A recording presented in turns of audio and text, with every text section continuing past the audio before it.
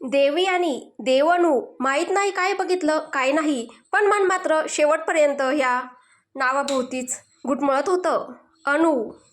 देवाय आपले अश्रू आवरत बोलला, मी जातोय, पण जर का कधी तू स्वतःहून माझ्याकडे आलीस तर मात्र तुला हे नातं मान्य करावं लागेल. तुझ्यावर आपल्या बाळांवरचा हक्क मान्य करून कायमचं माझ्याकडे राहावं लागेल. माझ्या आयुष्यातून निघून जायला तुला कधीच परवानगी नसेल. परत कधीच तू मला अशी शपथ घालणार नाही. परत कधीच असं वचन घेणार नाहीस. मान्य असेल तर मी निघून जातो, नाहीतर इथेच थांबेल जन्मभर. देवाय निश्चयाने बोलला.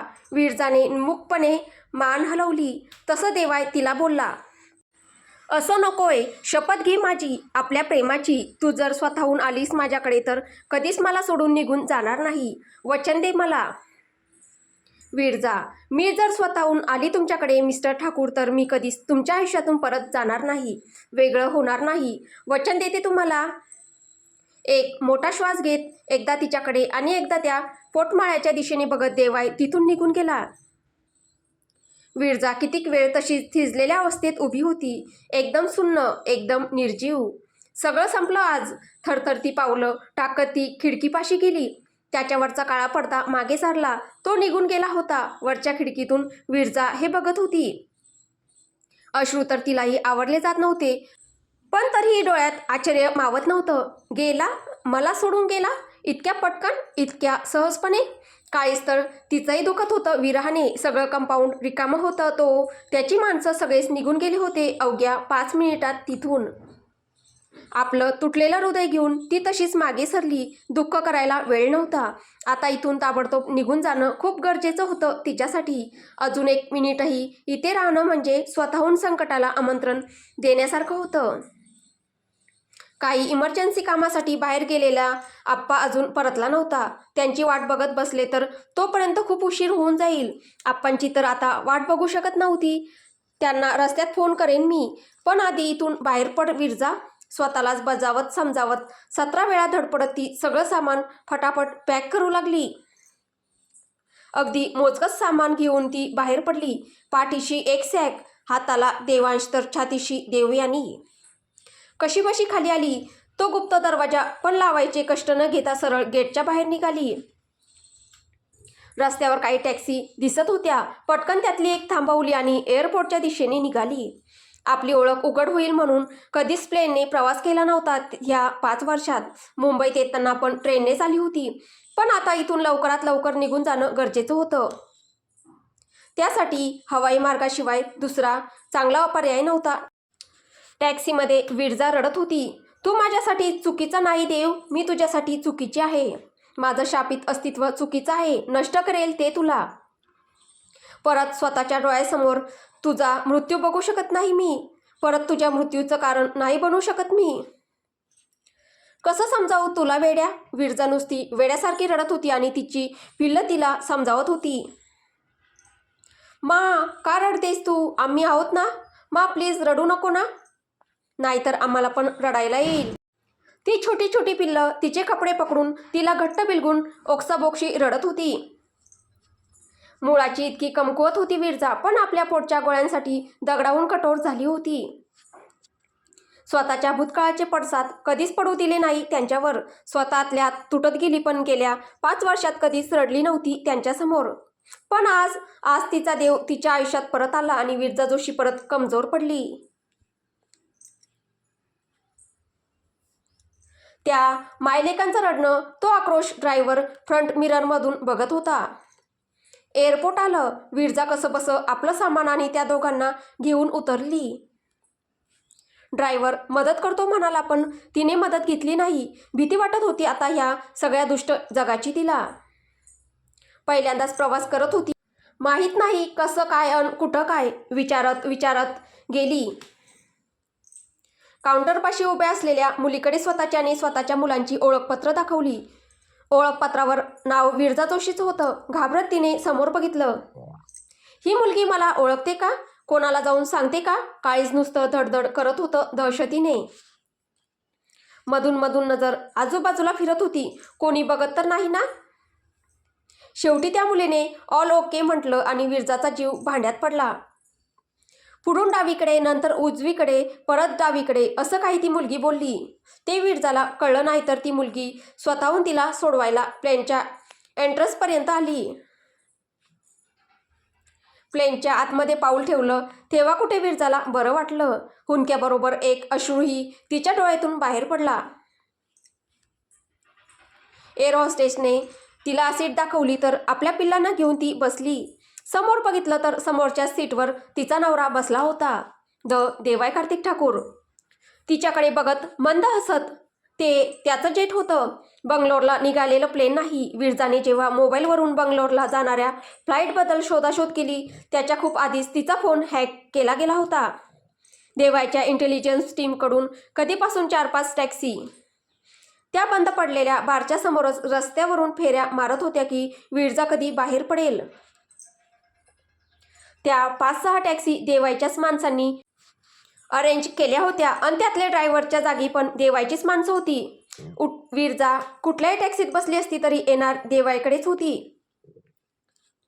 ते एअरपोर्टची व्यवस्था मॅनेज करणारी कंपनी पण देवायची. ती टॅक्सीतून उतरल्यावर तिच्या आजूबाजूला फिरणारे प्रवासी पण देवायचीच माणसं. तिची तपासणी करून आतमध्ये सोडणारा सुरक्षारक्षक पण देवायचाच माणूस. तिची कागदपत्रे तपासणारी एम्प्लॉई पण देवायची. विसरली कशी होती विरजा जोशी की तो देवाय कार्तिक ठाकूर आहे. त्याच्या आणि त्याच्या विरजा जोशीच्या प्रेमामध्ये तो कोणालाच येऊ देऊ शकत नव्हता, खुद विरजा जोशीलाही नाही. जेटने हवेत झेप घेतली तसा तिचा बेल्ट बांधण्यासाठी देवाय पुढे आला आणि बोलला, मी नाही जबरदस्ती केली, तू स्वतःहून तुझ्या मर्जीने आलीयस. आता परत कधीच जाऊ शकणार नाही. यू वेर ऑलवेज माईन. Viraja Joshi always my. विरजा रडत स्फुंदत रागाने त्याच्याकडे बघत होती आणि तिच्या रागाकडे पण मोठ्या लाडाने बघत मंद मंद हसत होता तो गालात. तिच्या गालांवरचे अश्रू पुसायला गेला तर विरजाने रागाने त्याचा हात झटकला. तसा त्याचा तो घाऱ्या डोळ्यांचा छावा गुरगुरला. माझ्या मला त्रास देऊ नका. तसे देवायने त्याचे ते इवले इवलेसे ओठ चिमटीत पकडून त्याची चोच बंद केली आणि त्याला आपल्या मांडीवर घेत विरजाच्या बाजूच्या सीटवर जाऊन बसला. आता तुझी मापण माझी आणि तुम्ही सुद्धा माझेच. आपल्या सगळ्या परिवाराला आपल्या त्या विशालकाय मिठीत कवटाळून घेत तो त्यांचे पटापट मुके घेत होता. त्याचा परिवार इतक्या वर्षांनी त्याच्याबरोबर आनंद मावत नव्हता हृदयात. विरजा अजूनही नाराज होऊन खिडकीकडे मान वळून बसली होती. देवायने एका हाताने तिची मान स्वतःकडे वळवली आणि डोळ्यात बघत बोलला, इतकं सगळं केलंय तर तुलाही मनवेलच ग राणी, तुलाही आपलं बनवेलच. दोन्ही मुलांचे डोळे झाकत त्याने विरजाच्या ओठांवर ओठ ठेवले आणि डीप किस करत गेला. हे फक्त प्रेम नाही आहे विरजा, हे 7 अग्निप्रिय आहेत आपल्या प्रेमाचे जे आपण कधीच पार केले आहेत. हब, अट्रॅक्शन, उन्स, इश्क, लव, अकीदत, ट्रस्ट, इबादत, वर्कशिप, जुनून, मॅडनेस आणि मृत्यू देत काहीच उरलं नाही सिद्ध करायला. हे प्रेम असंच राहणार अमर, अनंत काळपर्यंत अजरामर. कण न कण विरघळून टाकत होता तो तिला स्वतःत. भावनांचे बांध तटतट तुटत होते. तिच्या केसांचा श्वास स्वतःच्या श्वासात भरून घेता प्रत्येक श्वास फक्त तिचंच नाव घेत होतं, जान जान. पूर्ण शरणागती तिच्या प्रेमापुढे परत एकदा, पण यावेळी कायमचे एक होण्यासाठी. देववीरा ऑलवेज अँड फॉरेव्हर. देवायचं जेट एका आयलँडवर लँड करत होतं. मुख्य भूमीपासून दूर हिंद महासागराच्या आत. कधी काळी विकत घेतलेला, चारू बाजूंनी पाण्यांनी वेढलेला तो भूभाग आणि नाव होतं लंका. सोन्याची लंका, सामर्थ्याची लंका. स्वर्गावर आक्रमण करून त्या देवाच्या राजा इंद्रालाही आपल्या पायाशी गुडघे टेकवणाऱ्या त्या महाबलाढ्य महापराक्रमी रावणाची लंका. देवाय कार्तिक ठाकूरची लंका. त्या शहराच्या डोक्यावर ढगाचं बर्फाळ आच्छादन होतं, ज्याच्यामधून मध्ये मध्ये विजा कडाडत होत्या. जणू काही त्या दामिनी स्वर्गातल्या चांदण्यांना खाली धर्तीवर उतरण्यासाठी रस्ताच करून देत होत्या. त्या चांदण्यावर पाय ठेवत ते विशालकाय काळ्या रंगाचं जेट त्या ढगातून हळूहळू खाली उतरत होतं. विरजा जसजसं बघत होती तसे तसे तिचे डोळे विस्पारले जात होते. छाती दडपली जात होती आकाशाशी स्पर्धा करणाऱ्या त्या उंच उंच पोलादी शिखरांना बघून.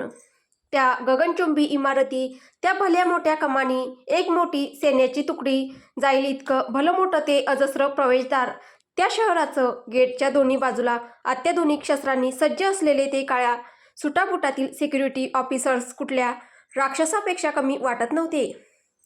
कुबेराच्या भोगवती नगरीचे जसे मोठमोठे सर्प रक्षण करत होते, त्याचप्रमाणे ती विशालकाय सेना आपल्या त्या लंकेचं रक्षण करत होती. सिक्युरिटी टीम्स कसल्या त्या, ते तर क्रूर सैन्य होतं.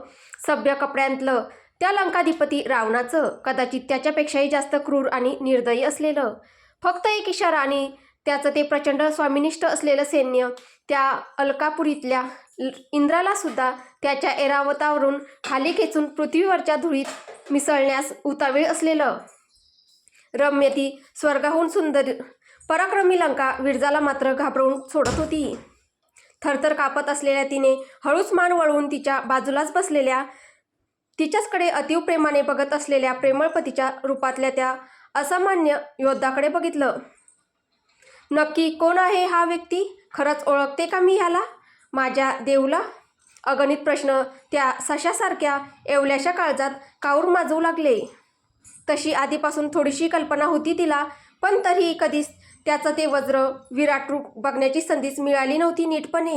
साध्या डोळ्यात मावलं जात नव्हतं काहीच. हे सगळं तिच्यासाठी खूप अवघड होतं, खूप प्रचंड होतं. एक एक श्वास खूप मोठ्या मुश्किलीने घेत होती ती. संपूर्ण अंगावर काटे आलेले, बघायचं नाही ठरवलं तरी भयभीत नजर खिडकीतून बाहेर वळतच होती. संपूर्ण शहर मोठमोठ्या प्रकाश झोतात न्हावून निघालं होतं. कुठेही जरासाही अंधार नाही. शहराच्या सुरुवातीलाच पांढऱ्या शुभ्र कमानी होत्या, सोन्याची वेलबुट्टी काढलेल्या, स्वच्छ सुंदर रस्ते, दुतर्फा सुंदर फुलांच्या बागा, सुरुची उंच उंच झाडे, जागोजागी गार्डन्स, रंगबिरंगी कारंजी जी एवढ्या रात्रीही वेगवेगळ्या तालासुरात नाचत होती. भल्या मोठ्या काचेच्या बिल्डिंग्स, ऑफिसेस, सुबक सुंदर बैठीघरे, मध्येच डोकावणारी दुकाने, शॉपिंग मॉल्स, शाळा, हॉस्पिटल, सगळंच काही तर होतं तिथे. आणि त्या सगळ्यांच्या टोकाला अगदी दिमाखात उभा असलेला तो पांढरा शुभ्र सुवर्ण महाल. या सगळ्या शहरातील सगळ्यात सुंदर, सगळ्यात अत्याधुनिक वास्तू फक्त केवळ तिच्याचसाठी. बाहेरच्या कुठल्याच जगात ती सुरक्षित नव्हती म्हणून इंद्राच्या अमरावतीलाही लाजवेल अशा अजिंक्य, अत्यंत सुंदर, बलाढ्य अशा लंकेची निर्मिती केली होती त्या रावणाने आपल्या लाडक्या सीतेसाठी. माहीत नव्हतं त्याची जान कधी परतून येईल, पण ती आली आणि आपण तयार नसलो तर काय, म्हणून इतक्या वर्षात वीट न वीट जमा करून तो त्याचं घरटं एकीकडे बांधत होता, जिथे कुठलाच अहिरावण, कोणी हनुमान, कोणी राम तिच्यापर्यंत कधीच पोहोचू शकणार नव्हता, कधी तिला त्याच्यापासून वेगळं करू शकणार नव्हता. गेल्या 5 वर्षात एक अख्खं शहरच वसवलं होतं त्याने. जगातील सगळ्यात सुरक्षित, अत्यंत अत्याधुनिक आणि तेवढीच सुंदर जागा. स्वतः तो जगाच्या पाठीवर कुठेही सुरक्षित होता. तिच्यासाठी मात्र आता तो कुठलीच जोखीम घेणार नव्हता, परत कधीच नाही. त्याच्या नेहमीच्या सैन्याच्या व्यतिरिक्त खूप कमी लोकांना प्रवेश होता त्या लंकापुरीत. ते तिथे आपल्या परिवारासोबत अगदी सुखाने राहत. बाहेरच्या कुठल्याही कितीही महत्त्वाच्या व्यक्तीला मात्र तिथे प्रवेश नव्हता. जर गरज लागलीच तर त्या व्यक्तीचा गेल्या 5 जन्माचा हिशोब काढूनच तिला प्रवेश दिला जायचा.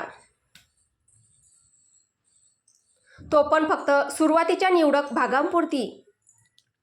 पाठीमागे जिथे देवाचं निवासस्थान होतं तो महाल, तिथे स्ट्रिक्ट नो एंट्री. शहरात प्रवेश करण्याच्या आधीच त्या व्यक्तीबरोबर देवाच्या सिक्युरिटी टीम्सची माणसं असायची. जराही नजरेआड होऊ द्यायच्या नाही त्या व्यक्तीला. देवाय कार्तिक ठाकूरचं नवीन साम्राज्य अशा ह्या लंकेतूनच चालायचं आणि साऱ्या जगावर राज्य करायचं. किती काही बदललं होतं त्या एका पावसाळी रात्रीने. साध्या सरळ विरजा जोशीचं तिच्याहून साधं असणारं आयुष्य आता कधीच पहिल्यासारखं होणार नव्हतं, अगदी काही झालं तरी. भरल्या डोळ्यांनी विरजा खिडकीच्या काचांमध्ये प्रतिबिंबित होत असलेल्या स्वतःच्या रूपाला बघत होती. स्वतःलाच प्रश्न करत होती, एक साधं सोपं आयुष्य खरंच इतकं महाग आहे का मला जगण्यासाठी? उत्तर माहीत होतं. लगेचच तिने मान फिरवून घेतली आणि डोळे मिटून सीटला टेकली. तिच्या डोळ्यातून खळखळ पडणाऱ्या त्या टपोऱ्या मोत्यांना बघून त्याचाही जीव कळवळला. कळत होत्या तिच्या अंतरीच्या वेदना. एका जेलमधून दुसऱ्या जेलमध्ये, दुसऱ्या जेलमधून तिसऱ्या जेलमध्ये, तिसऱ्यातून चौथ्यात. आयुष्यभर एक बंदिवान म्हणूनच जगली विरजा जोशी. कधी लोखंडी गजाच्या त्या थंड कारागृहात, तर कधी देवराजच्या सोन्याच्या पिंजऱ्यात. काही गुन्हा नाही, काही चूक नाही, पण शिक्षा मात्र काळ्या पाण्यापेक्षाही भयंकर. थोडा वेळ पिल्लू, फक्त थोडा वेळ, सगळं नीट करीन मी. तुला हवं तसंच, पण फक्त थोडा वेळ जाऊ दे. या स्वार्थी जगावर अजूनही विश्वास नाही माझा. कधी कोणी काही करेल आणि तुला माझ्यापासून परत दूर करून घेऊन जाईल. फक्त थोडा वेळ विरजा, फक्त थोडा वेळ. ह्या मनाच्या जखमा भरायला, सगळं सावरायला. मग तुला घेऊन तुझा हा सिकंदर जगाच्या कानाकोपऱ्यात सफरी करीन. जगातल्या सगळ्या परिवारासारखंच आपला परिवार असेल, कुठल्याही भीतीशिवायचा आनंदी सुखी संसार. फक्त थोडा वेळ आणि थोडासा विश्वास. तुझा हा देव तुझ्यासाठी काहीही करू शकतो. देवाई तिला जवळ घेत बोलला. महालाच्या आत परत तेच भव्य दिव्य आणि अत्यंत सुंदर, त्या सम्राटाच्या लाडक्या सम्राज्ञीला शोभेल असा विरजा पॅलेस. एका साध्याशा चाळीतल्या एका अत्यंत दयनीय घरात राहणारी ती मुलगी आज एका महालाची राणी बनली होती, ते पण स्वतःच्याच नावाच्या. किंचित डोळे भरून आले. कळत होतं त्याचं प्रेम त्याच्या प्रत्येक कृतीतून. तरी स्वीकारायला घाबरत होता तो जीव. मुलं मात्र खुश होती हे सगळं बघून. थोडीशी घाबरलेली, थोडीशी आश्चर्यचकित, आणि चेहऱ्यावर खूप सारं मंद हसू. विरजाच्या मिठीत असलेल्या देवयानीने देवकडे हळूच वळून पाहिलं आणि आपल्या गोड आवाजात बोलली, home sweet home, happy happy family. तिच्या त्या छोट्या छोट्या निळ्या डोळ्यातलं निरागस हसू देवला पिऊन टाकावंसं वाटत होतं. किती सुख असतं ना आपल्या मुलांच्या तेवल्याशा डोहात. खऱ्या अर्थाने आज तो जगातला सगळ्यात श्रीमंत, सुखी, समाधानी व्यक्ती झाला होता. विरजाच्या हातातल्या देवयानीला त्याने अलगद आपल्या हातात घेतलं. विरजा नको नको म्हणत होती, तरीही किंचित हट्टाने आणि छातीशी कवटाळत तिचे लाडाने पप्पी घेत बोलला, हो, होम स्वीट होम, आपलं घर. मा, डॅड, देवांश आणि स्वीट स्वीट देवयानीचं घर. One big family, one big happy family. Love you dad. त्याच्या गालावर पप्पी देत तिने लगेचच आपल्या छोट्या छोट्या हातांचा विळखा त्याच्या मानेला दिला. तो छोटासा निरागसचा स्पर्श देवाच्या मनाला स्पर्शून गेला. किती काही मिस केलं होतं त्याने आयुष्यात. सुख सुख म्हणतात ते कदाचित हेच होतं. डोळ्यातून अश्रू बेधडकपणे खाली कोसळत होते. इथे विरजाला मात्र आश्चर्य वाटत होतं. इतक्या कमी वेळात इतकी कशी देवयानी देवाईकडे ओढली गेली. अगदी बोटांवर मोजणे इतकेही तास झाले नव्हते त्या दोघांना भेटून. गेल्या 5 वर्षात त्यांच्या जन्मापासून तिच्या दोन्ही मुलांनी कधीच आपल्या वडिलांना बघितलं नव्हतं की कधी त्यांच्याबद्दल काही ऐकलं नव्हतं. विरजाने स्वतःही कधी देवाईचा उल्लेख आपल्या मुलांसमोर केला नव्हता, ना कधी कोण्या दुसऱ्या व्यक्तीला करू दिला होता. मग इतकं न कळता न जाणता इतकं स्ट्रॉंग बॉन्डिंग कसं काय त्या दोघांच्या मध्ये? विरजाला प्रश्न पडला. विरजा मनात, कदाचित ह्यालाच म्हणतात स्वतःचं रक्त. नकळत वाईट वाटून गेलं. आपण माहीत असूनही एका पित्याला त्याच्या स्वतःच्याच मुलांपासून, हक्काच्या कुटुंबापासून इतकी वर्ष दूर ठेवलं. कमालीचा अपराधीपणा मनात दाटून आला. तिथे विरजाबरोबर दुसरं अजून कोणीतरी होतं जे ह्या सगळ्या परिस्थितीवर नाराज होतं. आपल्या छोट्या गहिऱ्या घाऱ्या डोळ्यांनी आपल्या त्या आडदांड पित्याकडे बघत होतं. एकतर मला उचलून घेतलं तर घेतलं, वरतून माझ्या बहिणीला पण उचलून घ्यायची काय गरज होती? ही बावळट अनुपन्ना, हिला तर काहीच कळत नाही. लगेचच डॅडा म्हणून चिटकली. सगळ्यांनाच आपल्या बाजूला जबरदस्तीने करत आहे. जबरदस्ती आहे ही, दादागिरी. तो सिंहाचा छावा रागाने गुरगुरला मनोमन. तेवढ्यात देवाय त्याच्याकडे रोखून बघत हळू आवाजात बोलला, ह्याला दादागिरी नाही, बापगिरी बोलतात. साऱ्या जगाबरोबर तुझाही बाप, द देवाय Kartik Thakur. If you are bad, I am your dad. A very very bad dad. किंचित मिश्किल, किंचित देविल नजरेनंच त्या छोट्या घाऱ्या डोळ्यांना आपल्या दमात घेत होता तो बाप. पण बाप अक्कडबाज तर त्याचं ते पोरगं त्याच्यापेक्षा 10 पट अक्कडबाज. लगेचच आपली डावी भुवई वर करत मिश्किलपणे हसला तो छावा आपल्या गालात, आणि मग एक डेव्हिल स्माईल देत हळुवार आवाजात कुजबुजला आपल्या महान पित्याच्या कानात, मेरे पास माँ है. बस त्या एकाच वाक्यात त्या 1.5 फूट मुलाने आपल्या 6.5 फूट बापाला चारोखाने चित करून टाकलं. हे बेनं तुझ्यावरच गेलंय देवाय ठाकूर. अगदी तेच उच्च संस्कार, अगदी तेच सुंदर वळण. किंचित चरफडला तो स्वतःवरच.